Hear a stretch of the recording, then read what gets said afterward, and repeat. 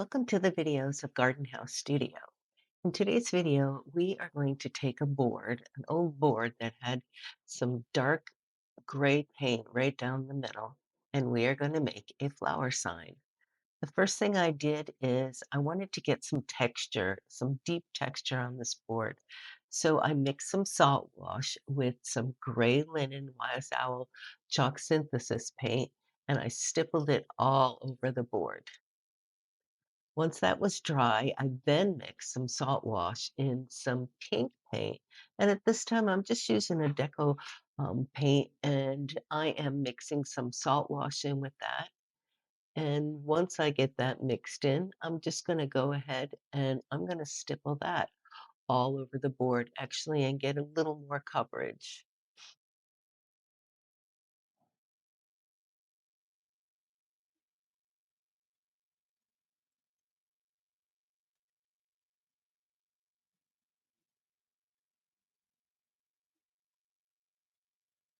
I'm using a pretty thick brush because it allows me to get it done quicker and it leaves a little bit more of the paint and the stippling the texture on the board.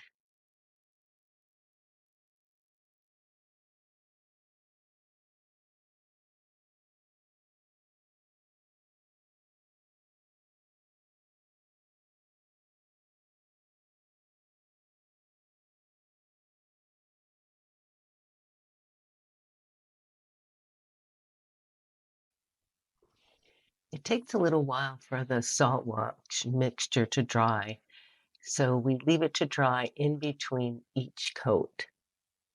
I'm getting some of the hairs that fell out of this brush off of that. I don't want hair from a brush texture.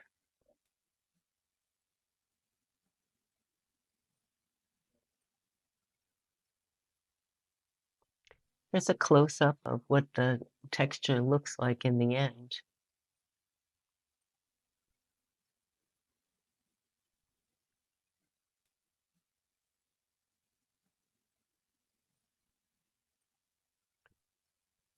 So the next step, I am doing some dry brushing. I'm dry brushing robin's egg, which is also, I am using a chalk synthesis paint.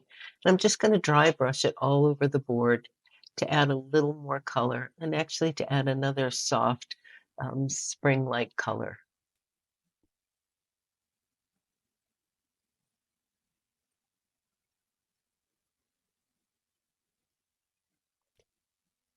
You can't see it's off camera, but I am taking some paint and just wiping most of it onto a paper towel, and then I am dry brushing it over the pink paint.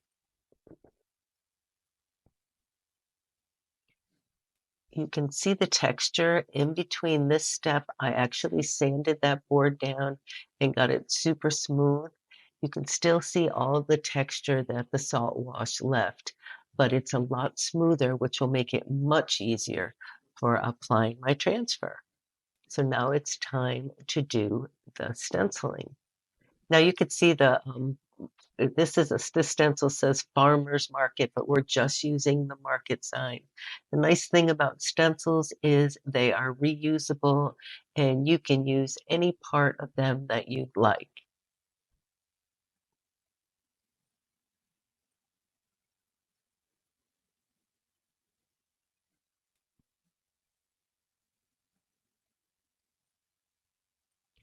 I am not a big fan of the marks, the spaces that I know you have to have when you have stencils. So I go ahead and I paint over them. And the key to painting over them, those spaces, is to also use a dry brush and to pounce it a little bit rather than using a lot of a brush that is loaded with paint.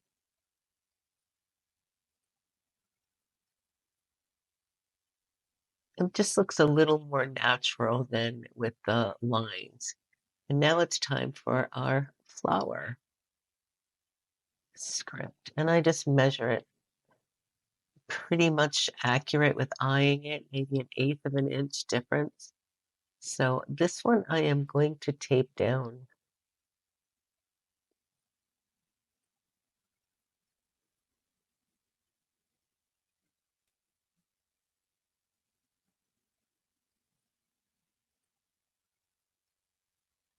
And again, I am going to use the dark gray paint and very much a dry brush. And as you will see, I never go back and put more paint on this brush. You need very little paint when you stencil. Just keep pouncing until you have a really good even coat.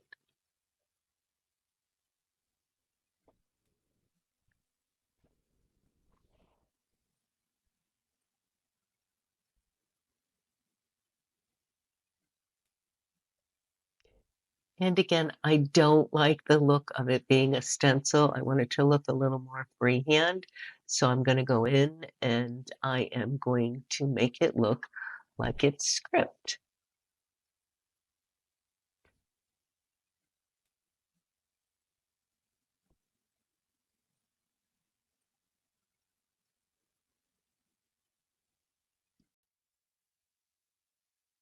At this point, I am going to varnish over the top of my sign. Transfers like a nice smooth surface to adhere to. So by putting a varnish on it and then letting it dry thoroughly, I make it all set and ready for my transfer piece. This also helps bring out the color of the background because a lot of the different paints I used were chalk paint. And once you put the varnish over, it kind of pops. The Whispering Willow Transfer has a bunch of little animals and some beautiful florals done in watercolor. I used a couple of, these are like mirror images of little swags, and I've used the whole piece and kind of making it look like a large swag that goes across the whole sign there. Making sure that I am going for it, centering it, trying to figure out just what I want in that center between those two. I thought maybe I would use this purple flower, but then I decided against it. It just changes. All of the other flowers are really, um, they're just very loose watercolor flowers with in pinks and peaches, and that purple just didn't make it right there in the middle.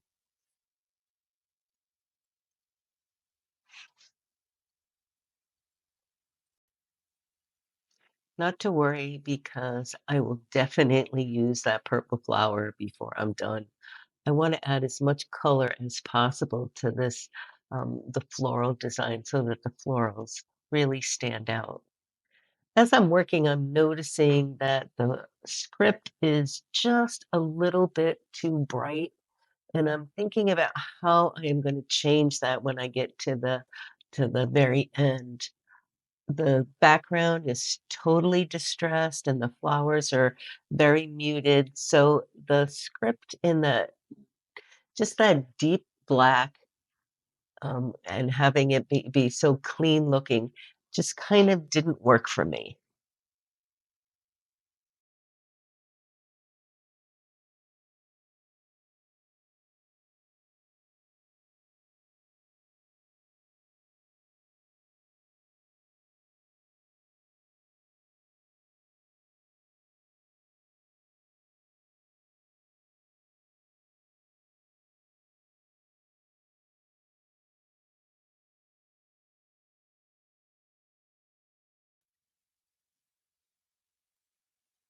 Whenever I'm doing a design with flowers, I kind of imagine that I'm using real flowers, and it's important for me that they work together.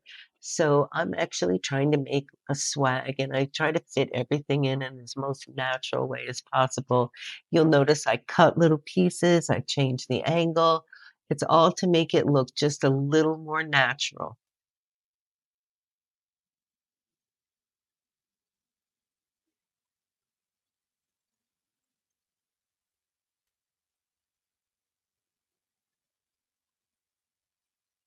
The purple flowers at the end actually bring the purple into the design. So I know now that I can take those other, that kind of like big mum flower that I didn't like for the center, but I will be able to add it to the design because we've already introduced the purple.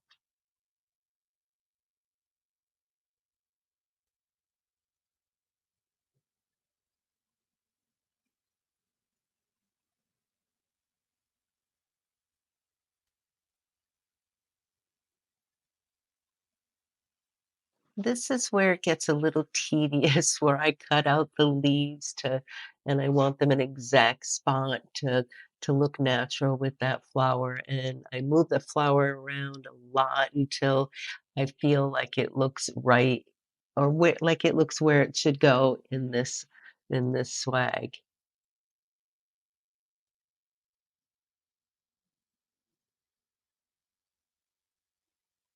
You'll know when you get it.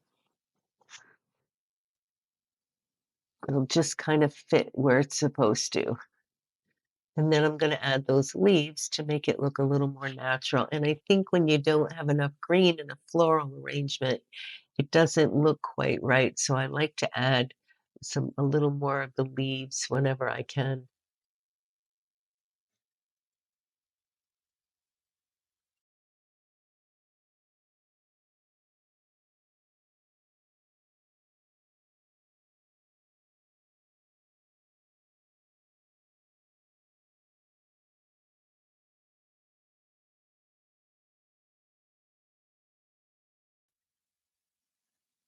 So as I'm looking at this, I'm thinking that I can use more of the flowers that I have in the design.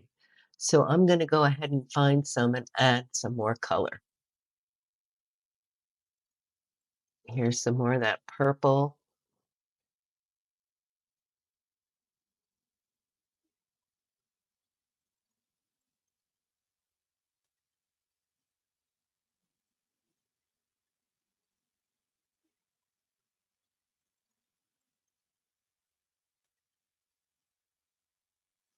If you look closely, you can see I cut up that mum and put it behind a couple of the pink flowers.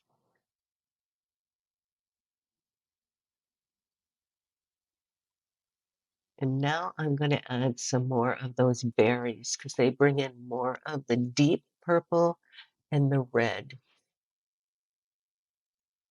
which just gives it a little more color.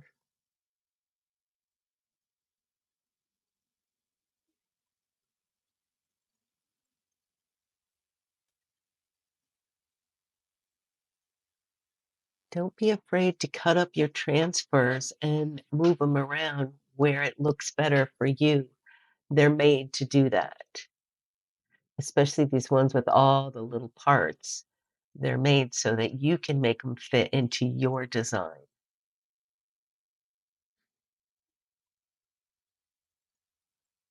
And here comes some more little berries, and you'll see I am making a little berry swag with just little pieces of berries. They weren't even together, but I'm gonna make them look like they were together by adding a stem and a second berry.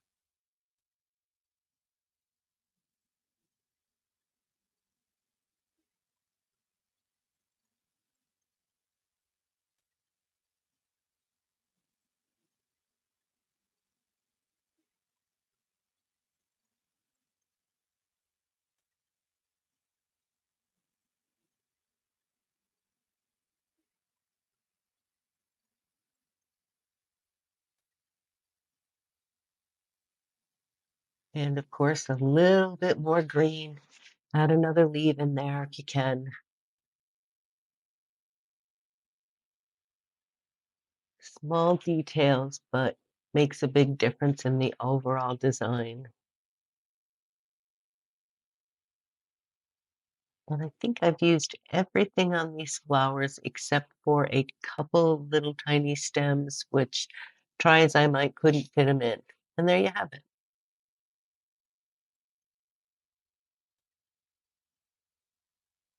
So now to get rid of that bright black, I am taking the Distress Chippy Paint stamp from IOD and some hot pink ink. And I'm just gonna put it here, there, and everywhere, all over the background. And what it's doing, it's kind of muting the crisp lines of the script.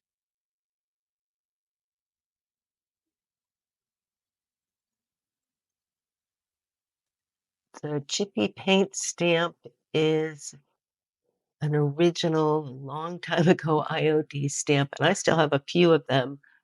And it's a 12 by 12 sheet of all different chippy paint pieces.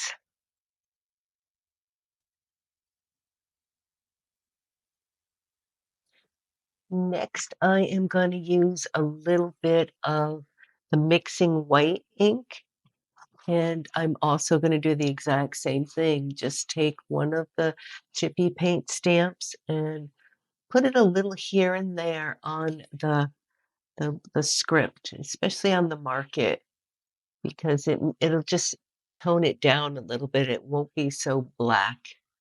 It'll fit in more with the overall design of the sign.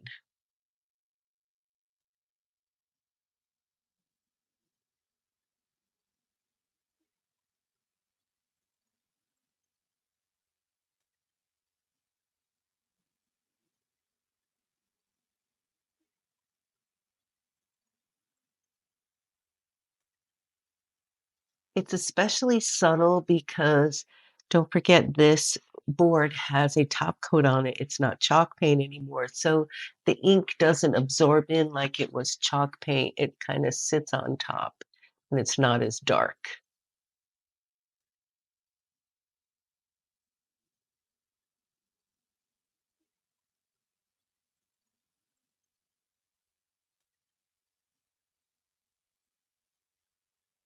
And there you have it. Distressed flower market sign for your spring decor.